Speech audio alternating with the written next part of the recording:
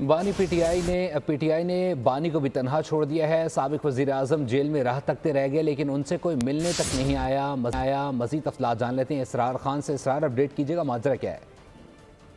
जी बिल्कुल, जैसे कि 24 नवंबर की जो एहतजाज की कॉल थी और डी चौक से जिस तरीके से पीटीआई की जो आला क़यादत, मुकामी क़यादत जिस तरीके से भाग चुकी थी और राह फरार अख्तियार की थी, बिल्कुल वैसे ही मंजरनामा आज जो है अडियाला जेल में देखने में आ रहा है। और अमूमी तौर पर मंगल और जुमेरात का दिन जो है वो मुलाकात का दिन होता है। इसी दिन तमाम पार्टी की आला क़यादत और साथ साथ जो उनकी फैमिली के अरकान है वो यहाँ पर आकर बानी पीटीआई से मुलाकात करते हैं। लेकिन आज का जो मंजरनामा है वो कुछ इस तरह है कि क्योंकि अमूमी तौर पर जो मुलाकात के लिए आने वाले लोग हैं वो 11 बजे 12 बजे ही अडियाला जेल पहुंच जाते हैं। लेकिन अब चूंकि 3 से 3:15 बजे का टाइम है, लेकिन अडियाला जेल पर आज पार्टी जो है पीटीआई की जो आला क़यादत है उनमें से कोई भी रहनुमा यहाँ पर नहीं पहुंचा। अपडेट करने के लिए